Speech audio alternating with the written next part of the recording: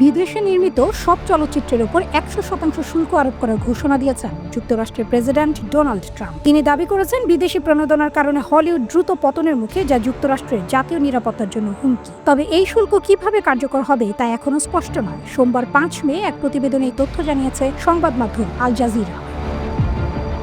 রোববার নিজের social media platform truth সোশ্যালে দেয়া এক পোস্টে ট্রাম্প বলেন, অন্যান্য দেশ আমাদের চলচ্চিত্র নির্মাতাদের আকৃষ্ট করতে বিভিন্ন প্রণোদনা দিচ্ছে। হলিউড এবং যুক্তরাষ্ট্রের অন্যান্য অঞ্চল ক্ষতিগ্রস্ত হচ্ছে। এটি একটি সমন্বিত প্রচেষ্টা এবং তাই এটি জাতীয় নিরাপত্তার হুমকি। এটি বার্তা এবং প্রচারণাও বটে। তিনি যুক্তরাষ্ট্রের বাণিজ্য বিভাগ এবং মার্কিন বাণিজ্য প্রতিনিধিকে নির্দেশ দিয়েছেন বিদেশে নির্মিত সব চলচ্চিত্রের উপর 100% শুল্ক আরোপের প্রক্রিয়া অবিলম্বে শুরু করতে। তবে এই শুল্ক কিভাবে কার্যকর হবে তা স্পষ্ট নয়। ট্রাম্প আরও বলেন, আমরা এখন খুব কম চলচ্চিত্র তৈরি করছি। অন্যান্য দেশ আমাদের চলচ্চিত্র শিল্প চুরি করেছে। যদি তারা যুক্তরাষ্ট্রের চলচ্চিত্র তৈরি করতে না চায়, তাহলে তাদের চলচ্চিত্রের উপর শুল্ক আরোপ করা উচিত। এই ঘোষণার আগে Trump Sylvester Stallone, Mel Gibson এবং জন ভয়েটকে বিশেষ দূত হিসেবে নিয়োগ দেন, যারা হলিউডের হারানো ব্যবসা ফিরিয়ে আনার দায়িত্বে থাকবেন। তিনি বলেন, এই অভিনেতারা তার চোখ ও কান হিসেবে কাজ করবেন এবং একই সঙ্গে তিনি হলিউডের সোনালী যুগ ফিরিয়ে আনার পরিকল্পনা করবেন।